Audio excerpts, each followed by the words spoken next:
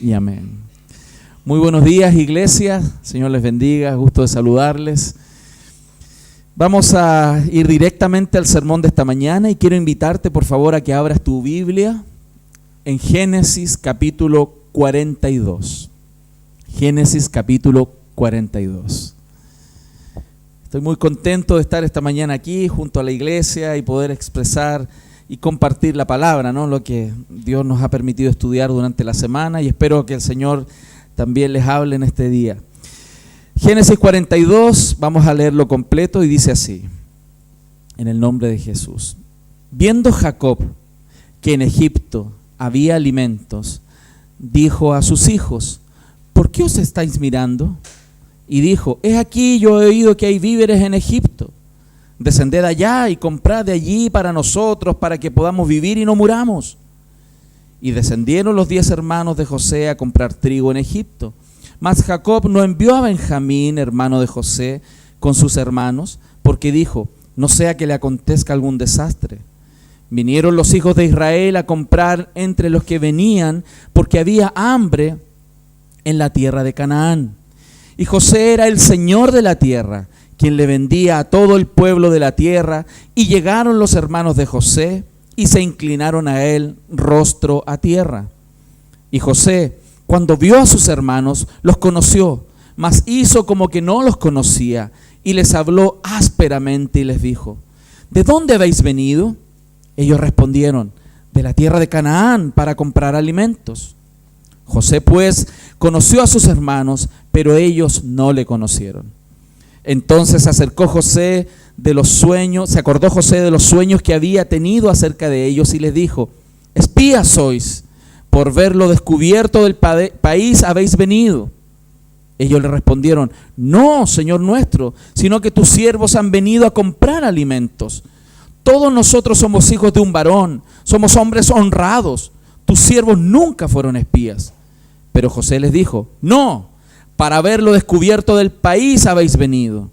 Y ellos respondieron: tus siervos somos 2 hermanos, hijos de un varón de la tierra de Canaán, y aquí el menor está hoy con nuestro padre y otro no parece. Y José les dijo: esto es lo que os he dicho, afirmando que sois espías. En esto seréis probados. Vive Faraón, que no saldréis de aquí, sino cuando vuestro hermano menor viniere aquí.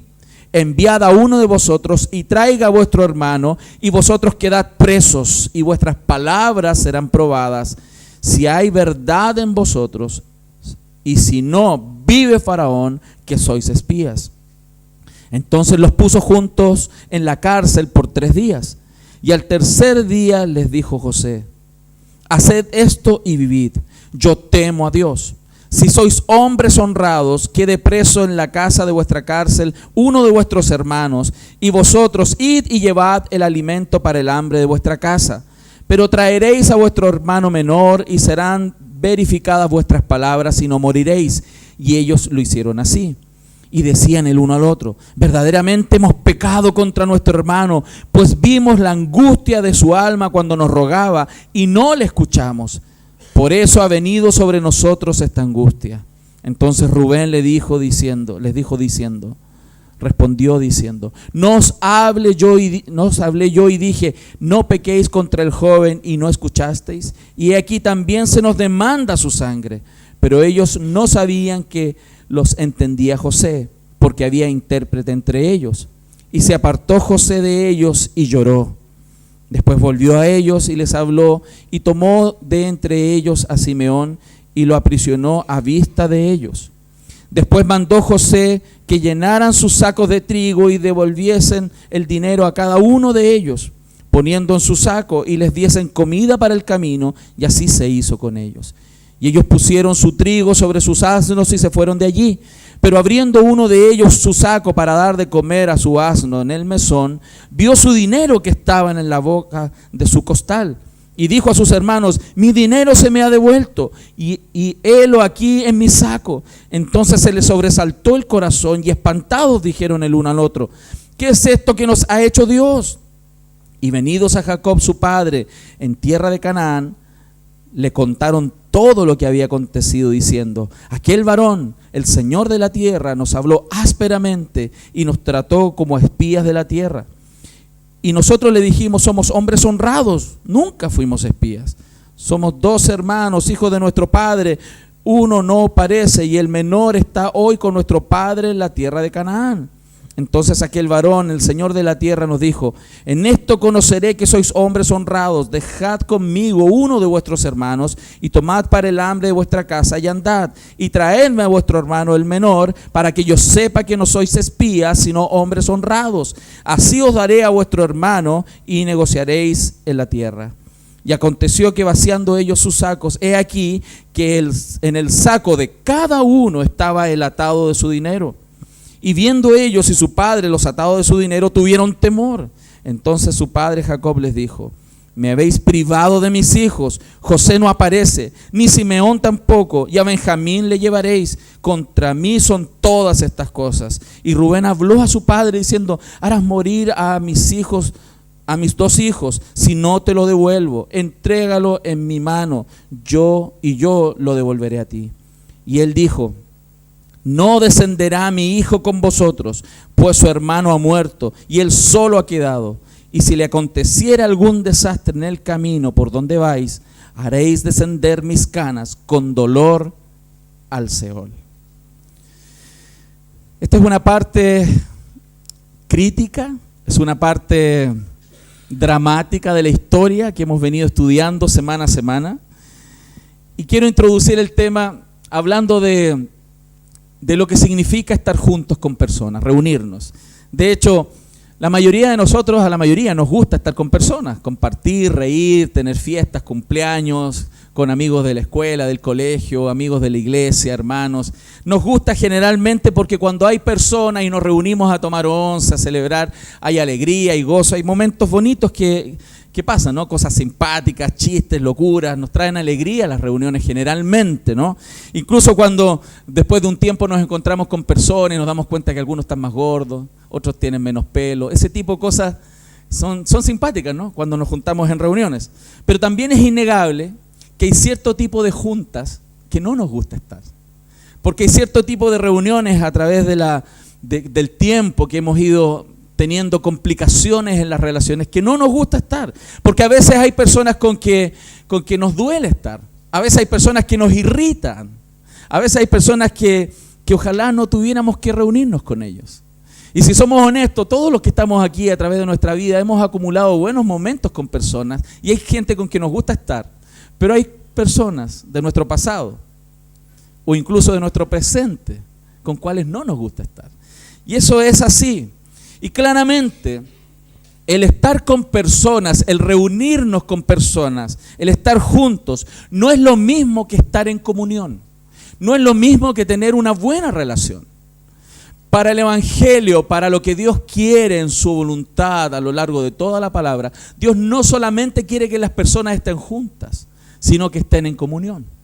Y en este momento de la historia de la vida de José y su familia, es uno de los desafíos más grandes y profundos en el cual un hombre como José, un hombre pecador que está siendo transformado por Dios, es desafiado a enfrentar esta profundidad de lo que Dios quiere en las relaciones entre las personas, lo que Dios quiere en las relaciones familiares, lo que Dios quiere en la relación incluso de lo que pudiera darse a nivel de iglesia. Por eso es importante estar juntos entonces o tener un encuentro, reunirnos en un lugar, no es lo mismo que estar reconciliados y verdaderamente unidos.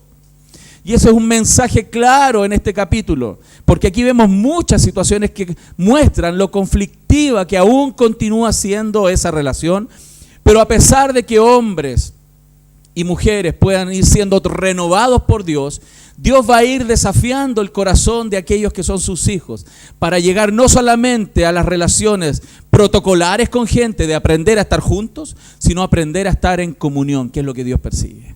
Porque el Evangelio no es solo unir personas, sino reconciliación de las relaciones. Por eso, si somos honestos, probablemente los que estamos aquí, alguna vez hemos querido evitar ciertas reuniones, ciertos cumpleaños, ciertas actividades donde nos vamos a encontrar con aquellos que no queremos estar, por cosas del pasado o por cosas del presente. Y esa es la verdad. Y eso es lo que le pasa en esta historia a José y lo que vamos a desarrollar con mayor detalle en este sermón. En este capítulo, en el capítulo 42, se trata entonces de la reunión, de una reunión que está en camino de convertirse, hermanos, en una reconciliación maravillosa. Pero en ese minuto está en clímax. En este minuto no es la mejor relación, pero está camino a nacer. Van para allá, porque Dios es un Dios que lleva a la reconciliación, no solamente a estar juntos bajo un mismo techo, o bajo un mismo templo, o bajo una misma comunidad.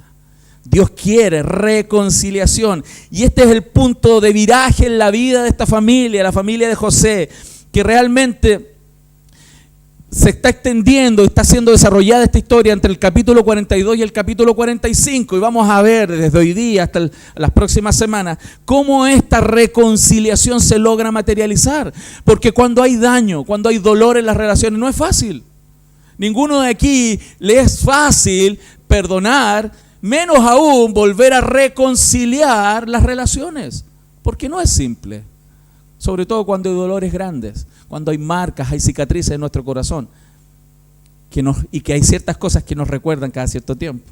Por eso vamos a ver con profundidad, porque esta historia de la reconciliación, este pantallazo en la vida de una familia, es una réplica que se va a ir reproduciendo en la vida de muchos creyentes a lo largo de la historia y en nuestras propias vidas hoy día. ¿Cuántos quieren escuchar de eso? Dios nos va a hablar y vamos a ver 3 puntos. Los que anotan, por favor, anoten. Vamos a ver los desafíos de la reconciliación, que es importante ver porque tiene desafíos. El segundo punto que vamos a ver es el costo de la reconciliación, porque esto tiene un costo. Y el tercer punto, la belleza de la reconciliación. Y que es hermoso, porque efectivamente la reconciliación tiene grandes desafíos. Tiene costos a veces muy altos. Pero las cosas, usted lo sabe muy bien, lo barato cuesta caro, ¿no? Las cosas que son valiosas, las cosas que son mucho más firmes en el tiempo, no siempre son las más baratas. La mayoría de las veces son costosas. Y aquí lo vamos a ver. Entonces vamos a desarrollar el primer punto y vamos a ir profundizando aquellos desafíos que tuvo José, pero que son los mismos desafíos a los cuales vamos a enfrentar nosotros en nuestras relaciones. Porque lo que estamos viendo en la Escritura, que estos desafíos que ellos vivieron, se van a repetir en la historia de nuestras propias familias. Todos nosotros tenemos historias respecto de relaciones rotas con familiares, relaciones rotas con nuestros padres. Muchos quieren acallar como que las personas no existen en su vida. Y nos hacemos los locos con eso, porque no es fácil. Pero el Evangelio nos da esa oportunidad de mirar la reconciliación como algo hermoso que Dios persigue.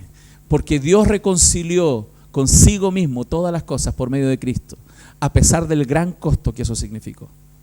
Y la belleza que nosotros hoy disfrutamos de observar el Evangelio y el costo de la reconciliación, que fue tan alto, pero que ese costo pagado tan alto nos trajo a nosotros mismos de vuelta a Dios. Nosotros apreciamos hoy la belleza de la reconciliación para nosotros, mas Dios nos está invitando a entender que la reconciliación no es solo para con nosotros y Él, esta relación con Dios, sino también para todas las relaciones que tenemos con las personas a nuestro lado. Y ese es un gran desafío. Vamos entonces a ver los desafíos. Metámonos en la historia. Pasaron 20 años desde que los hermanos vendieron a José. 20 años, hermanos, 20 años. Y cuando vemos esta familia y volvemos a meternos en la familia de Jacob y sus hermanos, las cosas en esta casa no han mejorado. José tiene su historia en Egipto, él está creciendo, él está siendo confrontado y madurado. Pero otra es la historia paralela que viene desarrollándose en la familia de Jacob y sus hermanos que están en Canaán. Cuando vamos al texto, las cosas al interior de esta familia, ese padre que privilegia a algunos y esos hermanos que tienen conflicto con esto, ¿no? Con que un padre tenga preferidos, las cosas en ese hogar no siguen buenas. Si usted se da cuenta, el verso 1 y verso 2 dice que en Egipto había alimentos y Jacob dijo a sus hijos, ¿por qué os estáis mirando? O sea, déjense paviar. Tremendo problema tenemos aquí. Y ustedes mirándose, ¿qué han pensado? Hay hambre, no tenemos que comer, nos vamos a morir todos nosotros y ustedes se están mirando entre ustedes. Así como, ¿y qué vamos a hacer? ¿Se lo imaginan, no? Así estaban. Oye, nos vamos a morir de hambre. Oh, ¿verdad? Y el papá molesto con ellos porque los tipos no están haciendo nada. Un montón de hermanos grandulones, mayores que José era uno de los menores, y este montón de grandulones, así conformados ante la realidad, y el padre viene y los confronta. Y el padre viene y le dice, yo oí que en Egipto hay alimentos, vayan para allá, vayan y arreglen este problema. Ustedes son los que se tienen que mover de aquí. Fíjense, y es sorprendente que estos hombres que fueron muy ingeniosos en deshacerse de su hermano que le tenían sangre en el ojo, cuando tenían este problema nada se les ocurría. Así estaban. Así estaba esta familia. ¿Qué otra particularidad vemos en este problemita? Que Jacob, el patriarca, seguía privilegiando a algunos. ¿Se acuerdan que Jacob privilegiaba a José? Aquí sigue privilegiando ahora a Benjamín. El otro chico menor, que era hermano de la misma madre que José, seguía siendo el predilecto ahora. Perdió a José, teóricamente, pero él seguía entonces derramando su predilección sobre uno, Benjamín. Los otros hermanos, no. Fíjense, es impresionante que él quería más a Benjamín que al resto. Otra vez, después de 20 años, los mismos problemas al interior de la misma familia. Y es increíble que las cosas en algunas familias, y hoy día puede pasarnos a nosotros también, que hay cosas que por años arrastramos con los mismos problemas. Aquí era lo mismo, seguían los dramas al interior de la familia. El verso 4 dice, mas Jacob no envió a Benjamín, hermano José, con sus hermanos, porque dijo, no sea que les acontezca algún desastre, y a los demás mándales nomás, si se mueren no importa. ¿Se fijan o no? Se dan cuenta que Benjamín era el protegido, pero los demás que vayan, si los matan, bueno, Dios dirá. Ese tipo de predilecciones al interior de la familia seguían dañando. O sea, Jacob les seguía mandando un mensaje a sus hijos, que ellos eran prescindibles. Benjamín no. Y es increíble esto, porque al pasar 2 décadas, donde José aparentemente había muerto, claramente, lo que aquí estamos viendo, que el propio Jacob seguía con sangre en el ojo con aquellos hermanos. Porque después de 2 décadas de pensar y pensar las circunstancias de la muerte, probablemente él tenía algunas dudas, y en el propio texto más adelante se muestra que esas dudas para él son mucho más que solo dudas. Él cree que sus hermanos están implicados en la muerte del menor. Y es tremendo, porque esta familia sigue siendo aún testimonio de una familia disfuncional. Sigue siendo una familia disfuncional, familia como las nuestras, familias donde el pecado trae consecuencias, donde el pecado de otros daña nuestras vidas, o nosotros, nuestro propio pecado ha dañado la vida de otros, porque esa es la realidad caída. Pero sabemos, hermanos, que la reconciliación se da cuando hay relaciones rotas. Primero tiene que haber relaciones rotas para que haya reconciliación, ¿cierto? Hay algunos vivos por ahí que dicen, me encanta pelear con mi señora porque las reconciliaciones son espectaculares. Bueno, no se trata de eso, ¿no? Pero sí tenemos que reconocer que las reconciliaciones son necesarias cuando hay relaciones rotas, cuando hay problemas. Todos, hermanos, tenemos relaciones rotas en nuestra vida. Y si nosotros comenzamos a sacar a la luz nuestro pasado y empiezas a retroceder en tu mente todas aquellas personas con que les cerraste la puerta, todas aquellas personas que dejaron de ser valiosas para ti, todas aquellas personas que ya nunca más llamaste porque no quisiste llamarlo, probablemente nos falten dedos de las manos para poder contar a aquellas personas. La familia de Jacob era un gran ejemplo de relaciones rotas, hermanos. Y cuando hay mucho mal, hermanos, cuando hay mucho problema, hermanos, es una posibilidad grandiosa para que se manifieste el Evangelio de Jesucristo. Porque cuando sobreabunda el mal, sobreabunda la gracia.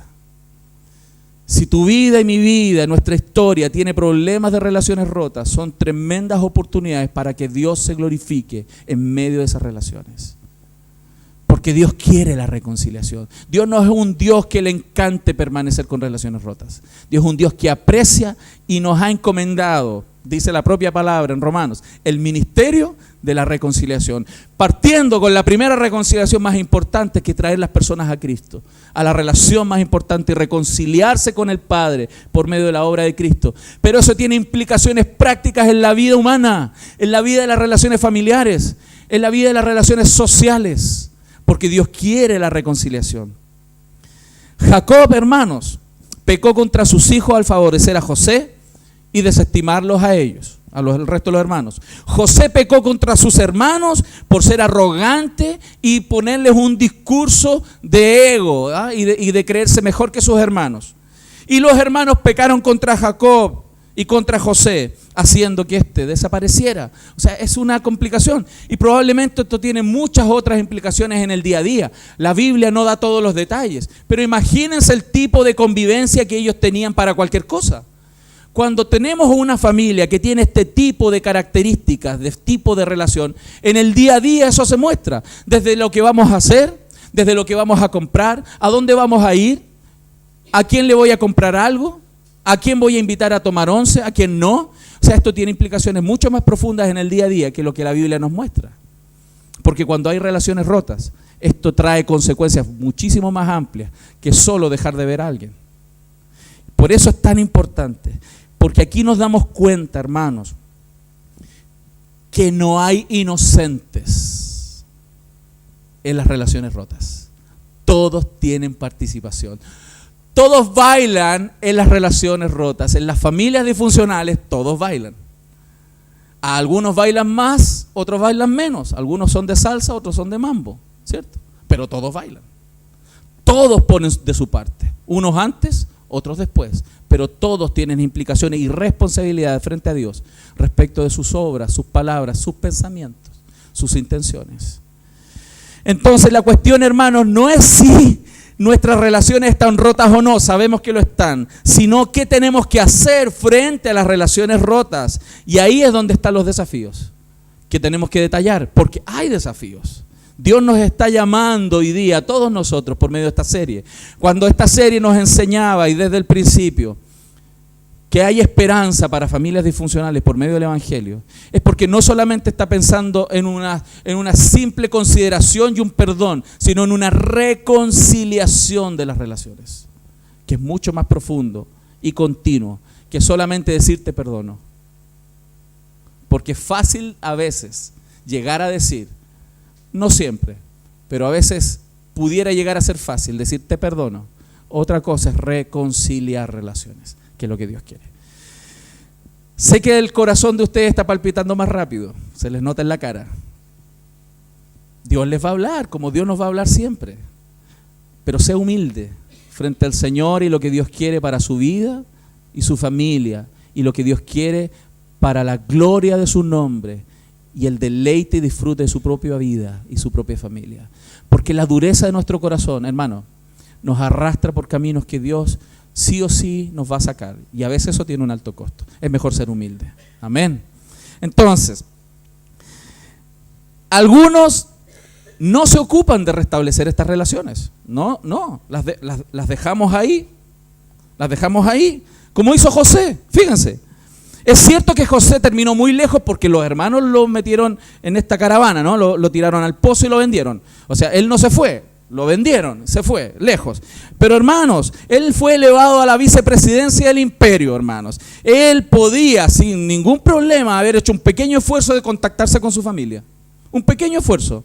Él era el segundo a bordo de un imperio, pero a él no le interesó. Él no buscó restablecer esa relación. Y él podía haberlo hecho sin ningún problema. Era el segundo a bordo de un imperio. Él tenía en sus manos. Hoy día usted tiene teléfono. Y puede hacerlo, mucho más fácil, incluso de lo que podía haberlo hecho José en ese tiempo. Mas José no lo hizo. ¡Qué tremendo! Porque aunque él podía haberlo hecho, mandar por último un mensajero a saber qué pasaba con su papá y sus hermanos, él no lo hizo. Y él podía hacerlo. Fíjense, por el contrario, José dio nombre a su primer hijo llamándole Dios me hizo olvidar. O sea, él quería liberar el dolor, por supuesto, que le causa ese pasado que es doloroso. Pero al mismo tiempo, no solamente él quería que ese peso no estuviera en su corazón, sino que quería que esas cosas desaparecieran de su vida. Como a veces muchos de nosotros intentamos hacer. Buscando olvidar esos dolores del pasado en la casa de su padre. Pero es tremendo porque esto muchos de nosotros es lo que queremos hacer. Simplemente olvidar. Mas Dios no quiere que olvides. Dios quiere que reconcilies relaciones rotas. Sé que están siendo desafiados porque Dios nos está desafiando. Sin embargo, hermanos, si hay algo que vamos a aprender en este mensaje es que no podemos simplemente olvidarnos de alguna de nuestras relaciones rotas.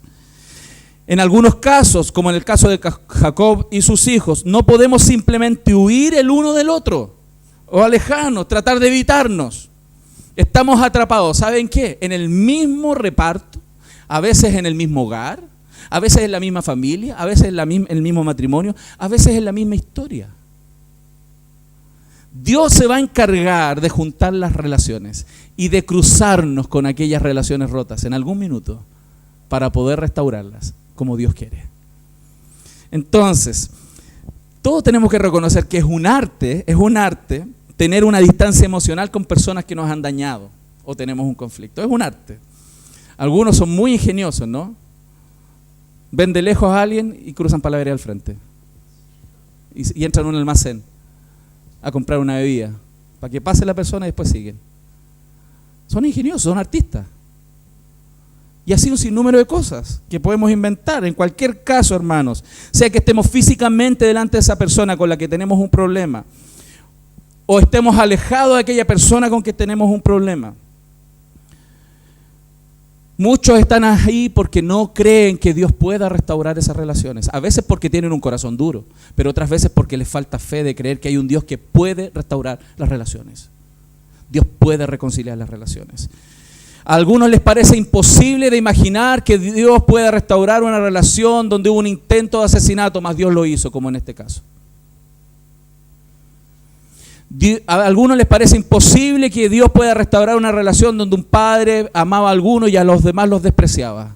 Mas Dios puede hacerlo, porque Dios puede restaurar relaciones. Por eso vamos a ver algunos desafíos.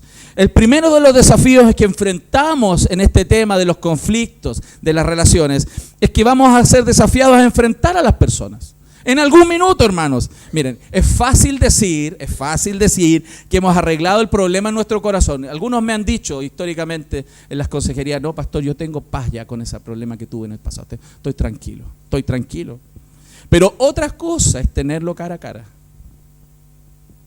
Otra cosa es tenerlo cara a cara.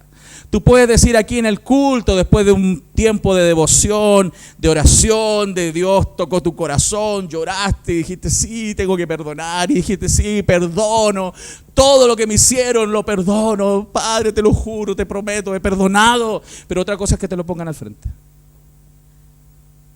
Porque eso es lo que pasa aquí. Eso es lo que pasa aquí en la relación. Porque José había madurado mucho. José había crecido mucho. Dios mostró en el texto, en la inspiración, de que él había crecido, que él estaba no ensimismado, que él estaba pensando en los demás. Recuerden al copero y al panadero. Recuerden que él se atendió la necesidad de otro. Él no estaba ensimismado. Él había crecido. Pero otra cosa es que te lo pongan frente a frente. Otra cosa es decir, yo perdoné a mi padre. Otra cosa es decir, yo perdoné a mi madre. Otra cosa es sentarte a almorzar y compartir con él.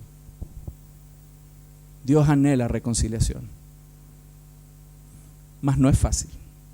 Y todos lo sabemos los que estamos aquí. Todos lo sabemos.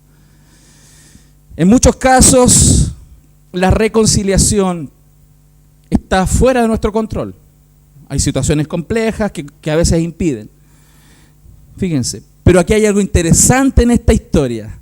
Que en el encuentro de José y sus hermanos es algo que sucedió no porque ellos lo buscaron, Dios lo provocó. Fíjense, ni José ni los hermanos estaban buscando encontrarse, mas Dios permitió, Dios envió. Lo primero que hizo, hermanos, cuando Dios quiere una reconciliación, aunque lo trates de evitar, Dios te va a empujar. Porque para que ellos se encontraran después de 20 años, hermanos, Dios primero mandó hambre a toda la región de Canaán y a todo Egipto. Dijo, la única forma de encontrar este grupito es que se estén muriendo de hambre. Porque si no, no se van a encontrar.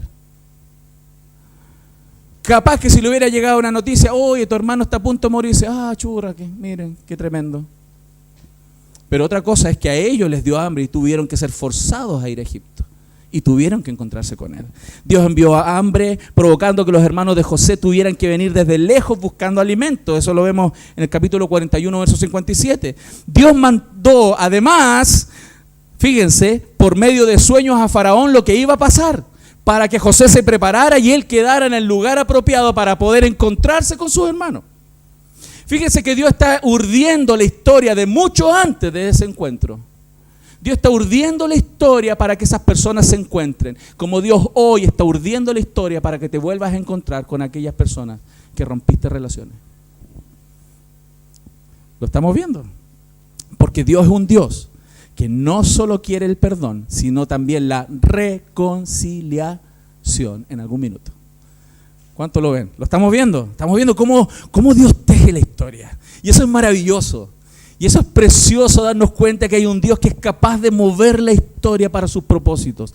Y fíjense, y no es para provocarnos dolor solamente para que nos duela, sino porque muchas veces en ese desafío tan grande en el cual nos vemos envueltos, nuestro corazón es sanado y el corazón de las personas también es sanado. Y esto trae gloria a Dios para que muchos crean y muchos sean salvados. Dios mandó estas advertencias por sueños, ¿cierto? Y que pusiera a José para desarrollar un plan de supervivencia, y ese plan de supervivencia lo posicionara a él en el momento y en el lugar correcto para poder encontrarse con aquellos hermanos. Hermanos, el versículo 6 nos muestra cómo esta traición que ya tenía 20 años vuelve a reflotar, vuelve a ser enfrentada a la realidad. Cosas que a veces nosotros queremos dejar atrás, queremos dar vuelta a la página, queremos meterla debajo de la alfombra y dejarla ahí. Mas Dios se encarga de levantar la alfombra, porque Dios lo va a hacer. Porque Dios es un Dios de restauración completa. Dios no quiere las cosas a medias en nuestra vida. Yo le quiero hacer una pregunta, no es necesario que me la responda verbalmente. ¿No crees, hermanos, que Dios en algún minuto te va a llevar a enfrentar aquellas relaciones rotas? Sí, lo va a hacer. Lo va a hacer. Lo va a hacer. Y sin duda, yo creo que eso es parte del humor negro de Dios, ¿no? Ese sentido del humor que Él tiene. Es una cosa así, muy tremenda. Pero si hay algo que yo quiero que usted aprenda y guarde muy fuerte en su corazón, es que luchar contra los planes de Dios no funciona. Nunca va a funcionar que te resistas a lo que Dios quiere hacer en tu vida. Por ejemplo, la restauración de relaciones. Quedó muy claro entonces en este minuto que Dios estaba propiciando este encuentro, Dios estaba generando las circunstancias para este encuentro, y era la oportunidad no solo entonces para reunirse y verse. Dios no solamente quería que cruzaran los ojos y hicieran cambio de luces visiblemente. Dios no solamente quería que pudieran simplemente en algún minuto saber quién es uno y quién es otro, sino Dios estaba propiciando esa reconciliación que Dios va detallando en los próximos capítulos. Algo que no fue simple, mas Dios siempre es victorioso en el corazón de aquellos que se rinden a Él. Dios trae bendición a aquellas familias y a aquellas personas que se rinden hacia la reconciliación. Por ejemplo, por otro lado también, entonces, recordemos que podemos tener una reunión sin tener reconciliación. Muchas veces aprendemos a ser protocolares, ¿no? Nos encontramos con esa persona que tenemos conflicto. Hola, ¿cómo estás? ¿Cómo te ha ido? Bien. Qué bueno. Ahí nos encontramos. Te llamo. Somos artistas. Otras veces propiciamos cosas, por ejemplo, hay una cena familiar y está el papá con la mamá conflictuados y preparamos todo. Vamos a poner a la mamá en la punta de allá de la mesa y el papá en la punta de allá de la mesa. ¿Aló? ¿Pasan esas cosas, no?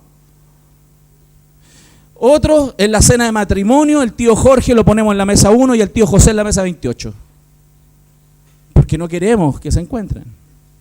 Podemos estar juntos en la misma fiesta, en el mismo evento, pero no estar reconciliados.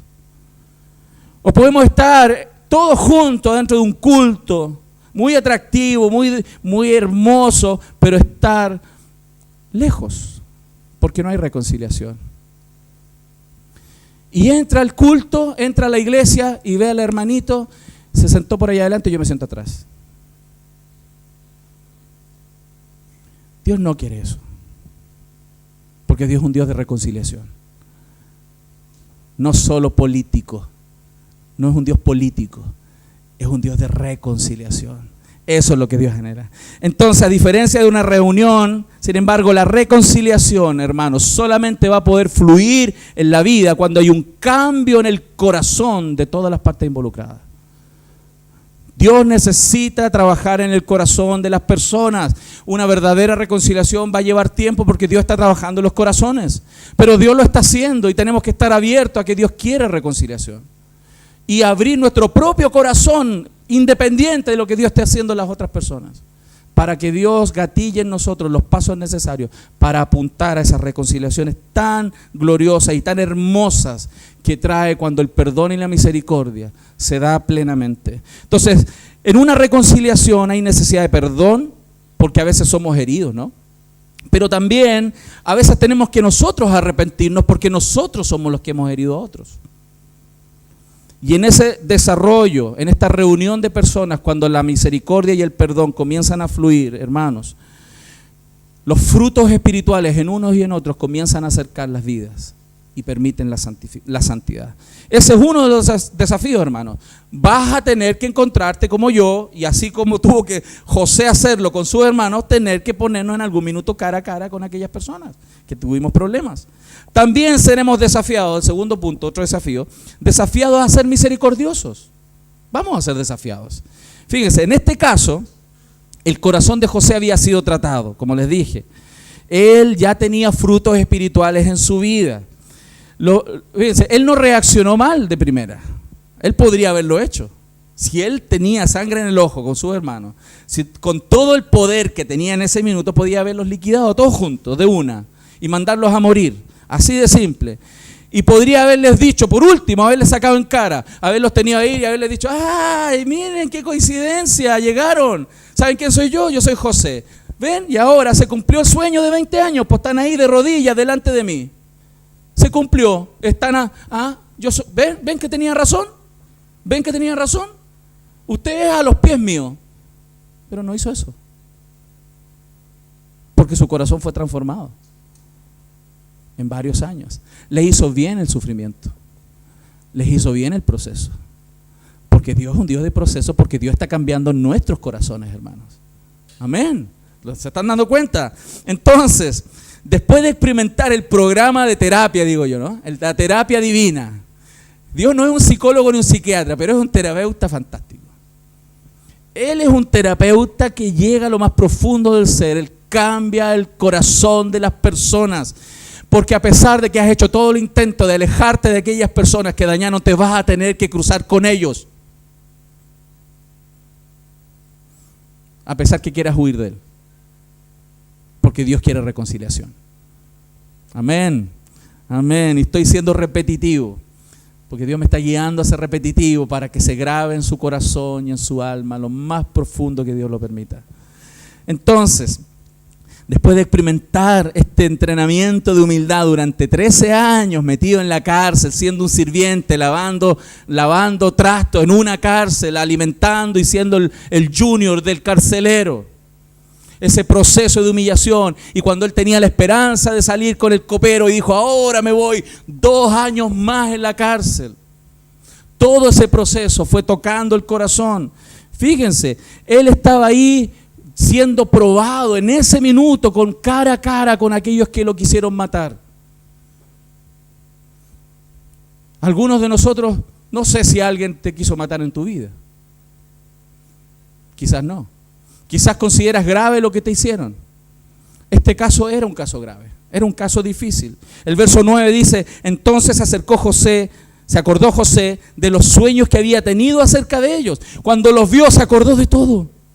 Quizás en ese día él estaba preocupado de otras cosas, pero los vio y se acordó. Se acordó del sueño, se acordó. ¿Y qué? Él no es perfecto, como tampoco lo somos nosotros. No a todos nosotros claramente nos va a salir cuando veamos al ofensor cara a cara, nos va a salir, ¡ay, qué misericordia tengo por ti, ven para acá! No, nos cuesta, es difícil. Y para él fue difícil. Y lo primero que dijo, espías son. Y él sabía quiénes eran. Él tenía la información, él se acordó quiénes eran. Ustedes son espías y vienen acá justamente para ver las debilidades de mi país y poder atacarnos.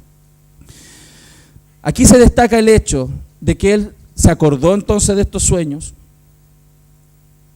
y se debe haber acordado cómo él se jactaba en ese tiempo. Todo lo que él vivió. Porque nuestra mente es así, ¿o no? Ves una imagen de tu pasado y te acuerdas de todo. Ves una película que se parece a la vivencia que tuviste y te acuerdas de la vivencia. ¿Sí o no? Ves la historia de un padre que abandona a sus hijos y te acuerdas de tu padre. ¿Sí o no? ¿No es así? Porque así funcionamos. Dios nos hizo así. Vas a ver un hombre golpeando a una mujer y a lo mejor te vas a acordar de eso. Porque así es. Mas a pesar de aquellos recuerdos, él estaba siendo desafiado a tomar justicia en sus manos o a ser misericordioso y reconciliar aquella relación. Dios hoy día nos está desafiando a nosotros aquí, en esta iglesia local, a reconciliar las relaciones. Poco antes de convertirse en la segunda persona más poderosa de este imperio, él finalmente aprendió a pensar primero en los otros antes que en sí mismo. Ese fue un aprendizaje previo. Gracias a Dios que Dios lo llevó por ese aprendizaje. Porque si hubiera enfrentado a sus hermanos sin ese aprendizaje, probablemente les corta la cabeza. Pero el hecho de que Dios había tenido un proceso en su vida permitió que en ese minuto él pudiera reaccionar medianamente bien ante el desafío tan tremendo que él estaba siendo sometido. Y en esto tenemos que ser honestos, hermanos. Dios sabe que somos débiles. No somos estoicos. No somos esos, golpéame nomás que no me duele. No somos así, nos duele. Y él es un hombre que le dolía la circunstancia que estaba viviendo. De hecho, el texto nos muestra que después de interactuar con él, él lloró amargamente, se tuvo que ir del lugar, tuvo que salir. ¿Se imaginan en la escena? Él enfrentando y diciéndole, ustedes son espías, les dijo 4 veces. Y ellos decían, no somos espías, no somos espías. Y él insistía. Y en ese minuto de clima, él lloró porque se estaba dando cuenta de la situación tan tremenda que estaba viviendo. Y salió a llorar afuera. Porque no es fácil, como para él no fue fácil y no es fácil para los que estamos aquí. Mas Dios anhela que nuestro corazón sea enternecido para llegar a la reconciliación con la gente. Al final, hermanos, ese segundo sueño que él tuvo todavía no se cumplía. Es claro, se cumplió el primero. Los hermanos se arrodillaron frente a él. Pero el segundo era que su padre, ¿cierto?, también se arrodillara frente a él. Pero eso no había pasado. Porque el papá estaba en Canaán. Faltaba historia todavía. Faltaba historia, lo vamos a ver en los próximos capítulos. Pero incluso, hermano, a pesar de la tremenda prueba en la cual José fue enfrentado, de poner frente a sus hermanos, él no se aprovechó de ese momento. Él no se aprovechó para exigir de los hermanos que sirvieran como rehenes y maltratarlos. Sino que solamente al final dejó a uno. Al principio había dicho todos de rehén. Él se fue a llorar, volvió a los 3 días. En ese tiempo él tiene que haber reflexionado. En esos 3 días él tiene que haber orado. En esos 3 días él tiene que haber llorado. Y volvió y dijo, váyanse, dejen a uno solo aquí. Porque Dios nos está dando oportunidades. Probablemente en la primera reacción que vas a tener para enfrentar una reconciliación no va a ser la mejor respuesta. Pero Dios te va a desafiar. Y te va a desafiar, y te va a desafiar, y te va a desafiar una y otra vez hasta que tu corazón ceda, como cedió el corazón de José. Además, qué tremendo, porque él tenía de Dios en su corazón. Porque no solamente no se los cobró, sino que más encima pensó en su familia. Porque le llenó los sacos de granos a todos. Dijo, si se va uno solo, es poco el grano que puedo mandar. Los mando a todos. Y los mandó a todos llenos de granos, para que alimentaran a la familia, a su padre y a su familia que estaba allá lejos. Y además les puso el dinero a todos en las bolsas. ¡Qué tremendo! Eso habla de un corazón transformado a pesar del dolor. A pesar del dolor, a pesar de los recuerdos, a pesar de que lloró amargamente y probablemente lloró durante 3 días la situación. A pesar de eso, él fue generoso. Porque algo Dios ya había hecho en su corazón. Lo estamos viendo, amados. Como Dios está trabajando en el tuyo. Dios está trabajando en tu corazón. Dios ha hecho cosas ya. Dios ha avanzado en tu vida. Pero abre tu corazón a ver lo que Dios quiere que hagas. Y en ese momento, ¿saben qué? Los hermanos no tenían idea, hermanos. No tenían idea los hermanos que todavía faltaban 5 años más de los 7 años de hambruna. José sí sabía. José sabía que llevaban 2 años de hambruna. Y ellos no sabían que todavía quedaban 5. José sí sabía y por eso los aperó con alimentos para que resistieran el tiempo necesario. ¿Se dan cuenta? Eso habla de un corazón transformado, ¿cierto? Dios quiere un corazón transformado. Otro desafío, hermanos, y esto es muy desafiante. Yo creo que una de las cosas más duras y difíciles en la vida es justamente restaurar relaciones rotas. Sobre todo cuando los daños son profundos, cuando hablaron muy mal de nosotros, cuando nos dañaron, cuando nos golpearon, cuando abusaron de nosotros. Es difícil. No es fácil, hermanos. La Biblia aquí lo está mostrando, no es simple. Dios no quiere que nosotros seamos de acero, ¿no? Dios no hizo robot. Dios hizo personas de corazón sensible, pero un corazón que puede ser renovado por la gracia del Señor. Fíjense que vamos a ser desafiados en el trato entonces con estas personas. Vamos a ser desafiados. Él podía haber sido muy grosero, pero fue áspero. Eso sí, él fue áspero. Lo dice el texto, fue áspero. El verso 9, el verso 12, el verso 14 y el verso 16, él les dice, ustedes son espías. No, no somos espías. Ustedes son espías. No somos espías. Son espías. Y se lo digo, son espías. 4 veces. Y eso es tremendo darse cuenta, ¿no? Imagínense la presión en que estaban los hermanos. Ellos vienen delante de la mano derecha del emperador. Saben que están en una situación muy sensible. Cualquier cosita que digan los pueden mandar a matar. Ellos vienen a tratar de comprar un poco de alimentos. Y este tipo viene y les dice, ustedes son espías. ¿Se imaginan la situación? La presión que ellos tienen en ese minuto de ser acusados de espías que los pueden mandar a matar. Esa es la presión. Y más encima, terminado eso, cuando él dice 4 veces, lo dice, agárrenlos a todos estos juntos y métanlos al calabozo. 3 días. ¿Se imaginan los hermanos al interior, ahí en la cárcel? ¿Cómo deben haber estado? En buen chileno, no lo voy a decir. Porque esto puede ser transmitido. Pero usted se lo imagina. Usted se lo puede imaginar. Piense bien, piense bien. Usted se lo imagina. José manda arrojarlos a la cárcel. Y ahí cuando manda a la cárcel, ¿sería que José en ese minuto estaba tratando de arreglar las cuentas? ¿Será que él estaba gozando un poco de la venganza? Es muy probable también. El texto no lo aclara. Pero sabemos que él no es un hombre perfecto, que está luchando interiormente con este tremendo desafío de saber qué va a pasar. ¿Qué va a pasar? Y hemos visto que este hombre es desafiado. Fíjense, y una parte del propósito por el cual interroga una y otra vez es porque él quería tener observación. Recuerden lo que dijeron sus hermanos. En el verso 11 ellos dijeron, somos hombres honrados. Miren, eso se llama ser cara dura, ¿no? Somos hombres honrados, dijeron ellos. Así se presentaron. Si ellos se hubieran dado cuenta quién era el que tenían adelante, se hubieran dado cuenta que ese argumento se caía en el acto. Ellos no eran hombres honrados, no era así. Los hermanos entraron en pánico ante esta reacción y ellos respondieron, fíjense, tus siervos somos 2 hermanos, hijos de un varón de la tierra de Canaán, y aquí el menor está con nuestro padre y otro no aparece. Hay uno que se fue. Se lo llevó el Señor, diría uno. Cuando él vio, como les decía recién, esta situación, él lloró amargamente. Él se fue hacia el interior. Y era tremendo, porque él estaba viendo que aquellos que tenía al frente pensaban que de verdad él había muerto. Así estaban. Y otro de los desafíos es que vamos a ser desafiados a confiar en cierta medida en aquellas personas que nos dañaron. Abrir la puerta para dar las oportunidades necesarias para la restauración. Porque si las puertas se cierran no hay opciones.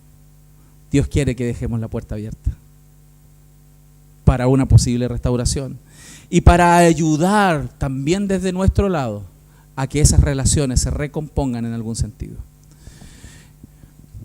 La gran pregunta para José en ese minuto, ¿cuál era? ¿Cambiaron de verdad? Ellos dijeron, somos honestos. Después de 20 años, ¿cambiaron ellos de verdad? Por eso José pregunta y José plantea una estrategia para tratar de asegurarse de que sus hermanos de verdad cambiaron. Y por eso los viene y los desafía. ¿Se fija? José entendía claramente la diferencia entre perdón y reconciliación. Porque José no solamente estaba siendo desafiado a perdonar, sino a buscar reconciliación. Pero él estaba inseguro. Él no sabía si sus hermanos cambiaron. Y tenía que entrar en una relación para poder entender si de verdad cambiaron. ¿Cómo te vas a dar cuenta que la gente cambió si estás lejos? ¿Lo estás viendo? Él fue desafiado a estar cerca. Y por eso empezó a preguntar. Y a generar una estrategia para que los hermanos probaran con hechos y verdad si de verdad cambiaron. Por eso los desafió. Porque perdonar, hermano, está claro, no significa que nada sucedió. ¿Cierto? Porque a veces la gente piensa que perdonar es como que aquí no pasó nada. No, no es eso. No significa eso. La verdadera reconciliación implica una reconstrucción confiable de parte de ambos lados de la relación quebrantada. Es decir, que los dos lados se acerquen el uno al otro con el perdón y el verdadero arrepentimiento, ambas partes. Y por eso es algo complejo, difícil, gradual. Se requiere intencionalidad de acercamiento, se requiere apertura y sensibilidad en el corazón, mucha oración, pero la intención clara y llana de que Dios va a hacer algo en esa relación. ¿Se dan cuenta? José podía haber perdonado a sus hermanos, pero ¿podría confiar en ellos? No. Podría haber dicho, ya te perdono, pero no confío en ti. ¿Cómo restauramos una relación si no llegamos a un nivel otra vez de confianza? Dios quiere poco a poco que esas cosas se vayan dando, pero la confianza es más lenta de producir, ¿cierto? Confiar en una persona. Por eso, después que él llora, después que él sale y recapacita, el verso 18 dice, y al tercer día les dijo José, haced esto y vivid, yo temo a Dios. Si sois hombres honrados, ¿ven? Los va a probar. Ellos dijeron, somos hombres honrados, y él estaba en la lucha. ¿Me estarán diciendo la verdad o no? ¿Habrán cambiado o no habrán cambiado? Es como si alguien viene de tu pasado y te dice, cambié, me gustaría volver a conversar contigo. Y tú estás en la duda, ¿le abro la puerta o no le abro la puerta? ¿Me junto con esa persona o no me junto? Ok, José comenzó a probar esa relación. Él quería saber si de verdad ellos habían cambiado. Y les dice, vayan, traigan a su hermano y eso va a ser una prueba. Y lo segundo que hizo, hermano, lo segundo que hizo es que además les puso el grano. ¿Y saben lo que hizo? Les puso todo el dinero. ¿Para qué? Porque si ellos volvían, no solamente tenían que volver con Benjamín, sino que, ¿por qué? Porque ellos temieron, porque iban a ser acusados de ladrones, que se fueron sin pagar. Entonces, al volver, no solamente tenían que traer a Benjamín, sino que tenían que llegar como posibles ladrones al imperio. Iban a tener que demostrar que no robaron. ¿Se dan cuenta de la situación? José fue muy hábil en intentar probar el corazón de ellos. Pero a José le dolió, hermano, porque, hermano, está claro, el costo de la reconciliación es alto. Duele, no es gratis. Y usted lo sabe por Cristo. La reconciliación nuestra con Dios costó la muerte de Jesús.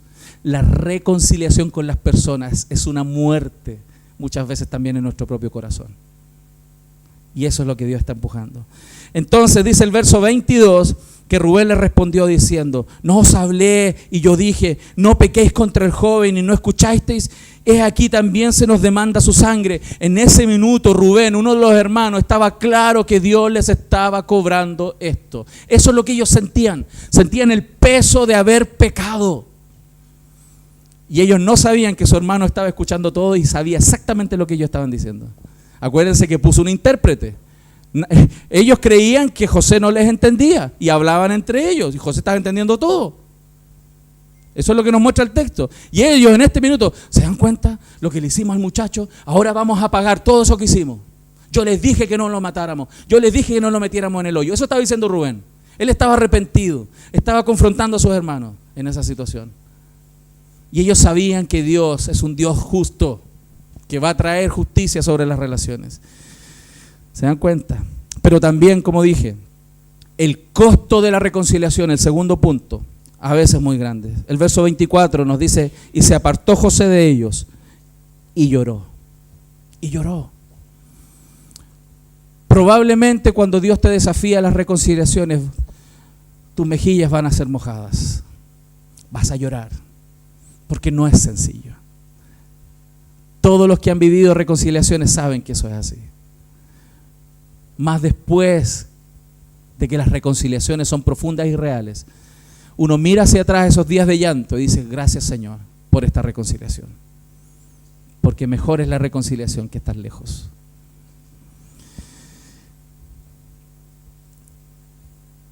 No hay reconciliación entonces sin pagar un alto precio.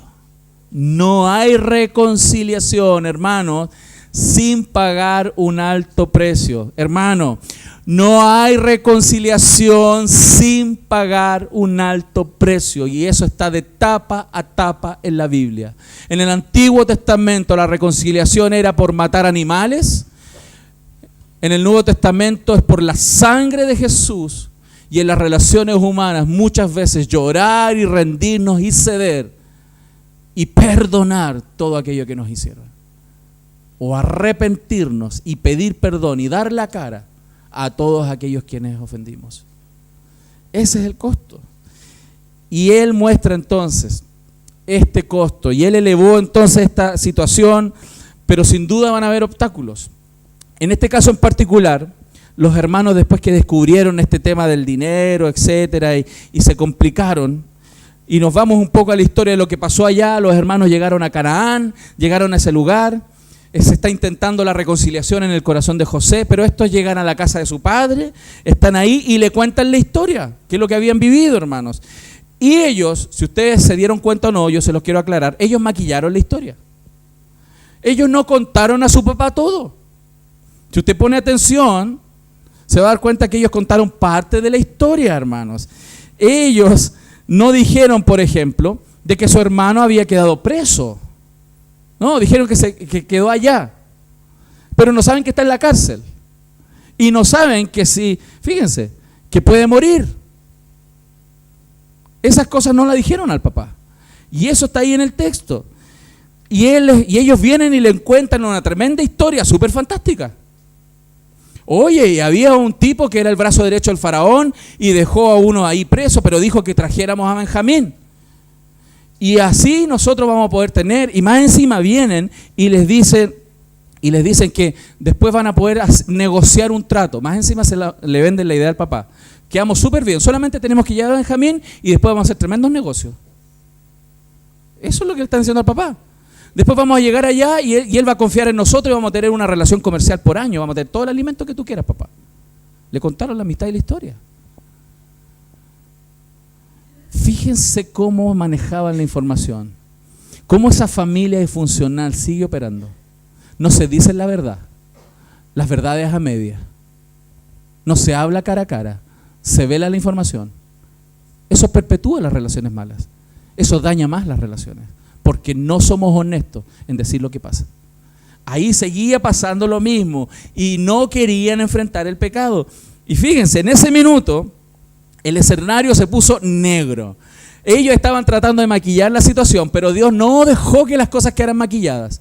No dejó que las cosas quedaran a media información. Él en ese minuto provoca que el resto de los hermanos abran sus sacos y está el dinero en todos los sacos. Todos tenían dinero. Fíjense, el verso 35, hermano. Y aconteció que vaciando ellos su saco, he aquí que en el saco de cada uno estaba el atado de su dinero. Y viendo ellos y su padre los atados de dinero, tuvieron temor, hasta el papá. Hasta el papá se llenó de miedo. Percibieron que no solo uno, sino que todos los hermanos aún tenían dinero. ¿Se dan cuenta cómo eso en ese minuto tiene que haber despertado mayor duda del padre?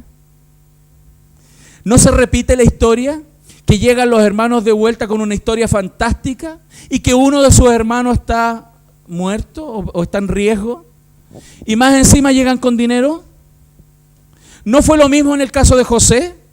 Que lo vendieron, lo entregaron y llegaron a una historia fantástica, un animal lo mató, pero llegaron con plata.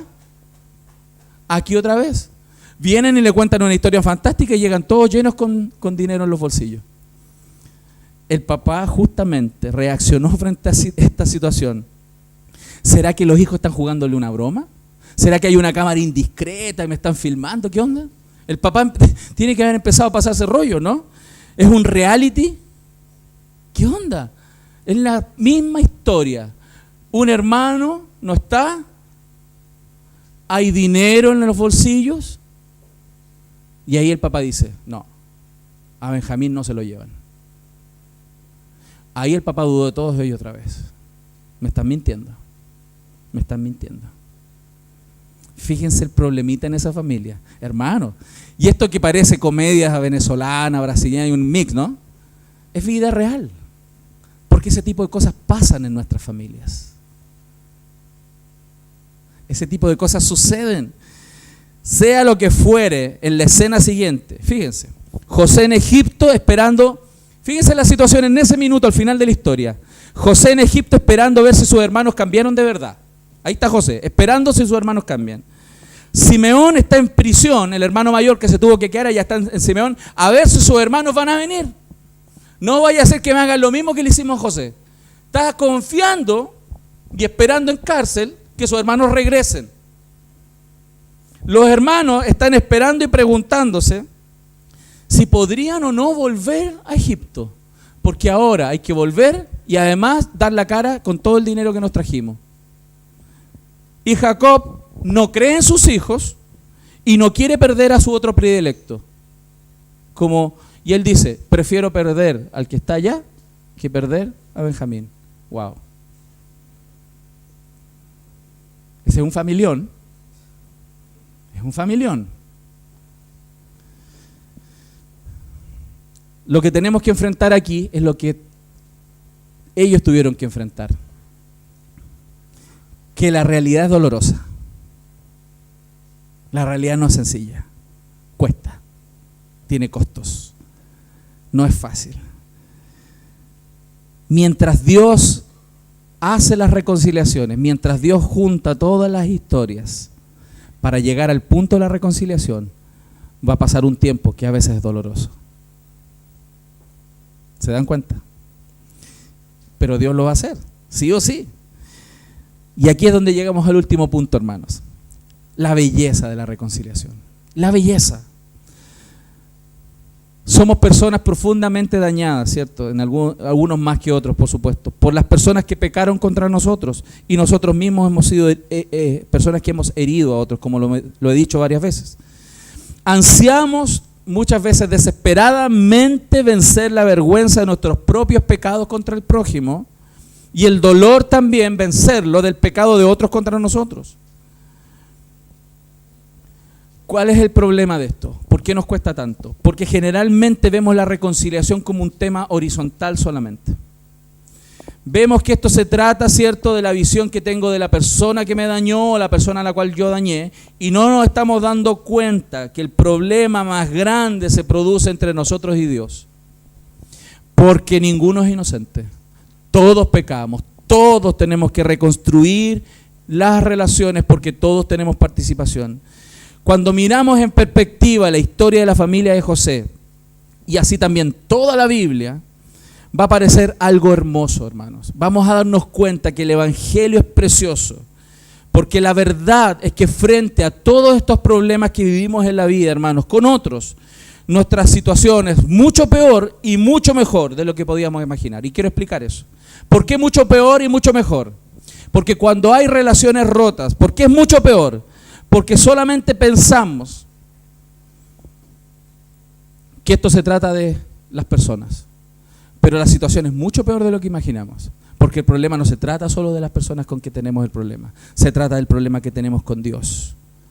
De las cuentas que tenemos que darle a Dios. Por eso es complejo.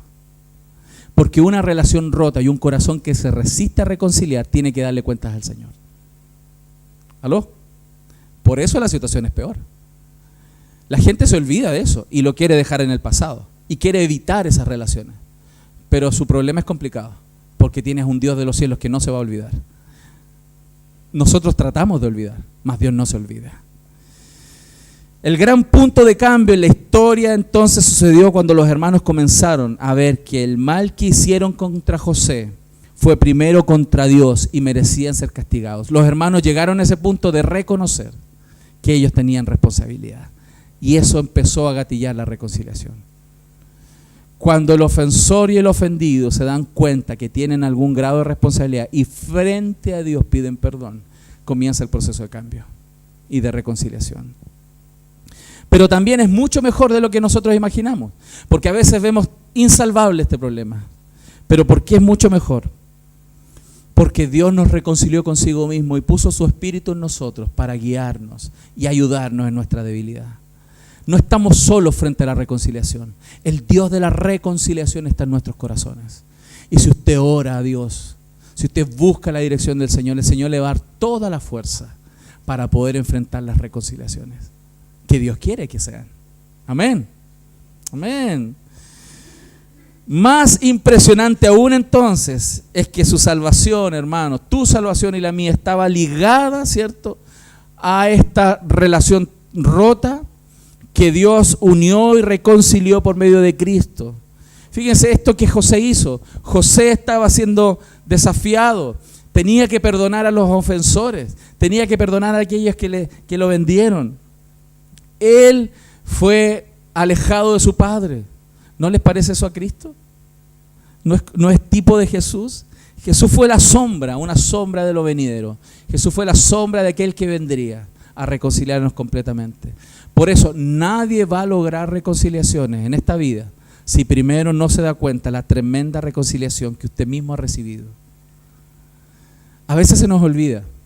Ya es tan común estar en Dios, con Dios y hablar con Él, que no nos damos cuenta el alto precio que significó el hecho de que estemos reconciliados con Él.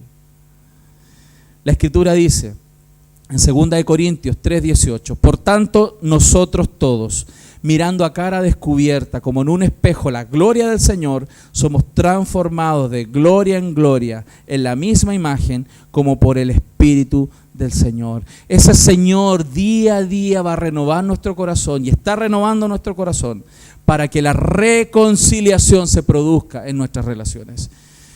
¿Qué tiene que ver entonces este mensaje con todas esas personas que no puedo relacionarme? ¿Qué tiene que ver esta enseñanza con aquellas personas con las cuales me cuesta verme? ¿Qué tiene que ver este mensaje con la relación con personas que no soporto? ¿Qué tiene que ver este mensaje o este sermón con aquellos que no puedo renovar mi amistad? A pesar de que le he puesto empeño, yo creo que tiene todo que ver.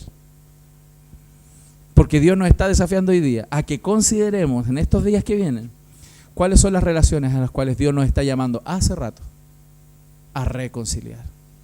Y si hoy estás en una situación difícil con alguien, abre tu corazón y dile a Dios qué espera Él de ti, no del otro, de ti en esta situación. Amén.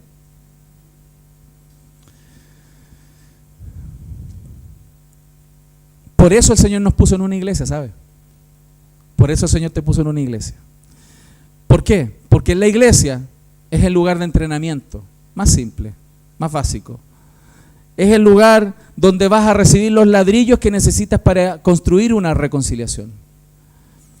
Los ladrillos son la confesión de nuestros pecados, el arrepentimiento y el perdón de los pecados de los otros.